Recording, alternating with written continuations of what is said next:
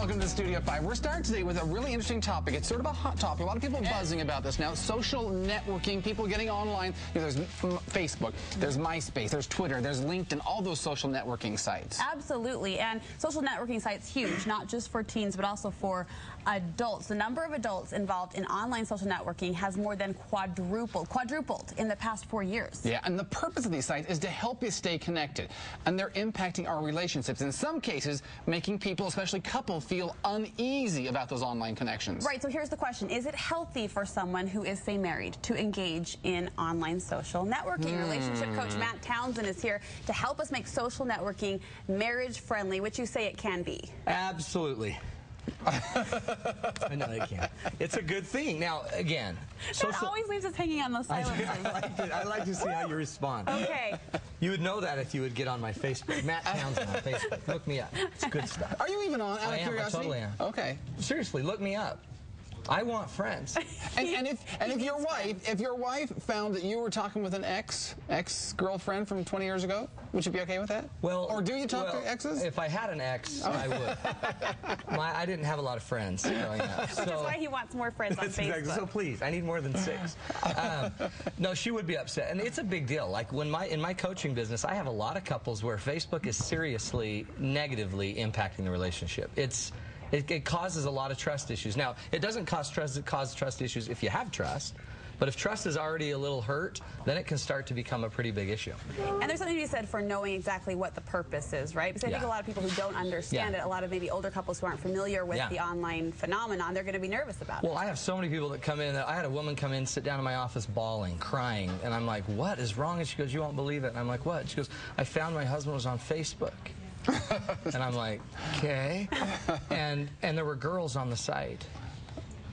And I'm like, okay, and did you find something out? So all social networking is about is it's the same friends that you would have at work, at play, your old friends, your high school friends. All of these people can get online in an environment where you can talk and keep up with each other.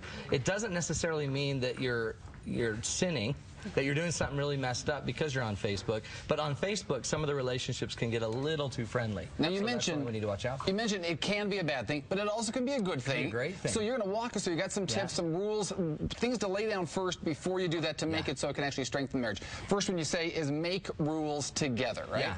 Now one of the things, if the relationship's going to have problems, it's going to be a breakdown in communication and expectations. So what I would suggest is, as a couple, if you're going to get on Facebook, one or both of you, I'd fully disclose, babe, I'm going on Facebook, and sit down and make some rules and have very clear boundaries about what is acceptable, what's not.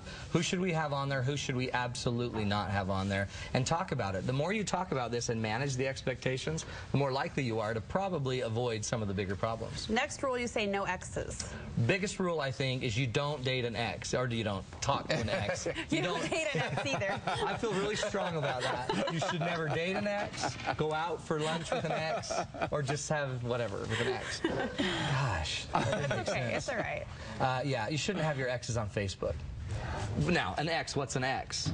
Yeah, that's what I was going to ask. What if you're still sort of friendly with an ex? Shouldn't have them. They're an ex. They're an ex for a reason. We exed them. So if we've exed them, then we've had some connection with them, probably at a deeper level. If you've had a deeper connection with somebody, I wouldn't bring them into your Facebook world. Now, I know it sounds kind of old-fashioned and crazy, but those are the people that I see most people end up sliding away with and creating problems with. What the exes who they have passed with, or they have those emotions? Keep the ex just off your list. Have all your other friends, and an ex, just let's set that boundary. It's the do not call list of Facebook. That is the do not call list. Yeah. Okay. Good. You say set some limits. What kind of limits should we be setting here? Time limits. Now, I think Facebook is just as addictive as almost any other technology that can be addicting. It could be just like video games, cell phones, texting, things like that. You get on Matt Townsend's page, you're going to be there for my hours. ex-girlfriend, see all my family. Yeah, it's a party. But get on there, and when you have a limit, like I would have specific time, specific place. When are we not going to be doing this anymore? How long is too long? Set some boundaries for yourself so you're not getting caught up in all of just the typical falling into it, kind of like you might with television, where you thought you were just going to watch that one show, and then at the end of the night you got Cheetos all over you, and you can't breathe, and you have to kick your leg up to get out of the chair, stuff like that. Just set some limit. I heard all about you, Brick. Yeah. It's embarrassing. So the limits is a big deal, because part of this is we want to start showing our partner that there are limits, there are boundaries to my Facebook, and it's not going to overtake my life. And you say to keep up that communication about the Facebook, about the correspondence, and to really listen to your partners and any concerns they might have. The minute your partner starts voicing any concern, you can't just dismiss it.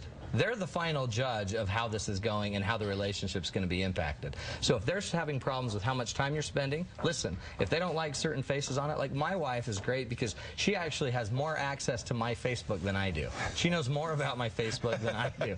So she goes on. In fact, even today we put on my Facebook what I'd be talking about on this show, and she did it all. So she knows it. She knows my password. She has access. She goes in and out. Is that transparency important? Total transparency. Yeah. That's the #1 principle to building trust, especially on all this new technology. Make it totally available so there's no questions.